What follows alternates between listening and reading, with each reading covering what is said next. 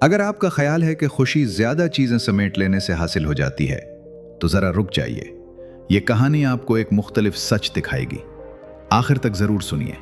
कभी एक छोटा सा गांव हुआ करता था जो सुनहरी फसलों और आहिस्तगी से बहती एक खामोश नदी के दरमियान बसा था।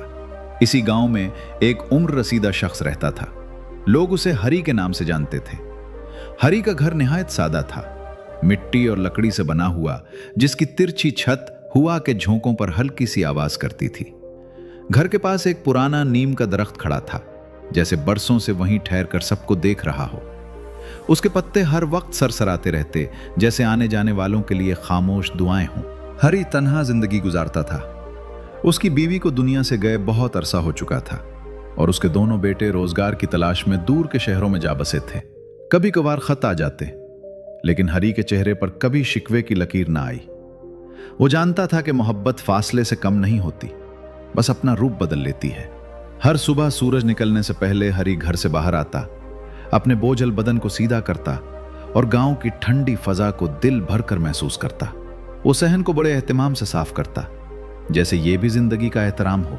फिर नीम के दरख्त के पास मिट्टी का एक दिया रोशन करता और धीरे से कहता, आज का दिन देने का शुक्रिया। हरी के पास दौलत ना होने के बराबर थी। घर के पीछे थोड़ी सी जमीन, एक लकड़ी की चारपाई, चंद बर्तन और एक पुरसकून सी गाय जिसका नाम गोरी था। गोरी सफेद रंग की थी, जिस्म पर हल्के भूरे निशान और आंखों में अजीब सी नरमी। हर सुबह वो जितना दूध देती, हरी उसी पर खुश रहता। कभी कम, कभी कुछ ज्यादा। वो आहिस्तगी से दूध निकालता, उसके सर पर हाथ फेरता और मुस्कुरा कर कहता, इतना ही काफी है। अपने लिए थोड़ा दूध गर्म करता और कुछ बचा लेता। जब दूध ज्यादा होता तो एक पुराने बर्तन में डालकर दरवाजे के पास रख देता। जो भी प्यासा या भूखा गुजरे बिला झुझक ले सकता था। हरी कभी यह देखने की कोशिश नहीं करता कि कौन आया और कौन ले गया। उसका मानना था कि जिस दिन गिनती शुरू हो जाए, उसी दिन खुलूस कम होने लगता है। दोपहर के वक्त वो खामोशी से अपने खेत में काम करता। जमीन सख्त थी, मगर वो उस पर दबाव नहीं डालता। वो जानता था कि कुदरत से इतना ही लेना चाहिए जितना वो आसानी से दे। जब धूप तेज हो जाती, हरी नीम के साए में बैठ जाता, परिंदों की आवाजें सुनता और दूर बहती नदी की हल्की सरगोशियों में अपना दिल हल्का करता। ऐसे लम्हों में वो खुद को अमीर समझता, वक्त, सुकून और खामोशी की दौलत से भरा हुआ। एक दिन दोपहर के वक्त एक मुसाफिर गांव के किनारे आ पहुंचा। कपड़ों पर मिट्टी जमी थी, चेहरा थकन से बोझल और आंखों में तवील सफर की उदासी। हरी को नीम के नीचे बैठा देखकर वो रुक गया, ये सोचते हुए कि शायद यहां रुकना मुनासिब ना हो। हरी ने नजर उठाई और मुस्कुरा दिया। आओ बैठ जाओ, उसने सादगी से कहा। मुसाफिर ने झिझकते हुए कहा, मेरे पास देने को कुछ नहीं है। हरी मुस्कुराकर बोला, पहले बैठो, बातें बाद में होंगी। वो उसके लिए पानी लाया, थोड़ा सा गर्म दूध और सादा खाना, चावल और दाल। दोनों आहिस्तगी से खाते रहे, हवा की सरसराहट सुनते हुए। मुसाफिर को याद आया कि सुकून से खाना कितनी बड़ी नेमत होता है। चलते वक्त उसने पूछा, आपके पास बहुत कम है, क्या आपको डर नहीं लगता कि एक दिन कुछ भी ना बचे? हरी ने खाली बर्तन की तरफ देखा, फिर आसमान की वुसअत को और पुरसुकून लहजे में कहा, जब इंसान थोड़े पर शुक्र करना सीख ले तो वही थोड़ा काफी बन जाता है। मुसाफिर खामोशी से आगे बढ़ गया, ये बात दिल में लिए हुए। रफ्ता रफ्ता गांव वालों ने हरी को देखना शुरू किया। कोई बच्चा भूखा घर लौटता, हरी उसके साथ खाना बांट लेता। कोई बीमार होता, वो पास बैठ जाता। कभी पानी लाता, कभी दिया रोशन करता, कभी बस साथ देता।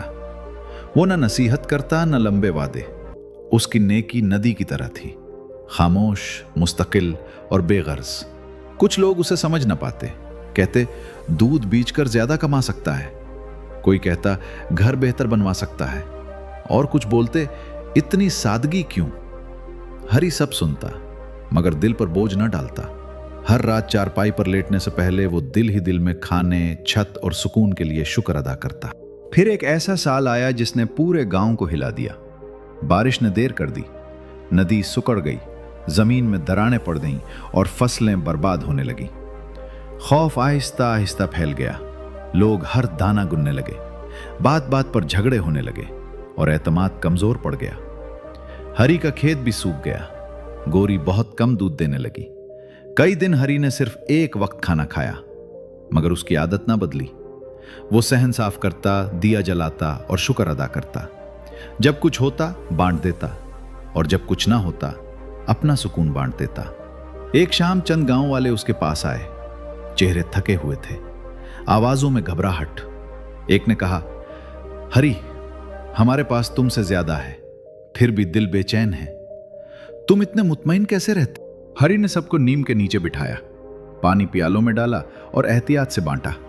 कहने लगा, इस पानी को देखो, अगर मुझे डर हो कि यह खत्म हो जाएगा तो हाथ कांपेंगे और पानी गिर जाएगा, लेकिन अगर यकीन हो कि कल फिर मिल जाएगा तो आज सुकून से पी सकते हैं। सब खामोशी से सुनते रहे। हरी ने नरमी से कहा, मैंने कभी ज्यादा के पीछे दौड़ नहीं लगाई।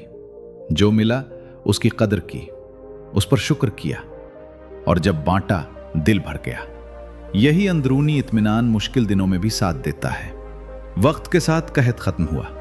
बादल आए, बारिश बिरसी, जमीन ने फिर सांस ली, फसलें उगी और गांव में रौनक लौट आई। कई बरस बाद जब हरी उस दुनिया में ना रहा, गांव वालों ने उसके घर के पास एक नीम का दरख्त लगा दिया। आज भी मुसाफिर उसके साए में बैठते हैं, बच्चे खेलते हैं और बुजुर्ग एक कहानी सुनाते हैं। किसी दौलतमंद की नहीं, बल्कि एक शुक्रगुजार इंसान की, क्योंकि असल दौलत जमा करने से नहीं, बल्कि जो पहले से मौजूद है उसकी कदर करने और मोहब्बत से बांटने में है। खुशी ज्यादा चीजों में नहीं, बल्कि शुक्र और खुलूस में है। अगर ये कहानी आपके दिल तक पहुंची हो तो चैनल को सब्सक्राइब करें, ऐसी मजीद कहानियों के लिए जो दिल को सुकून और जिंदगी को समत देती हैं।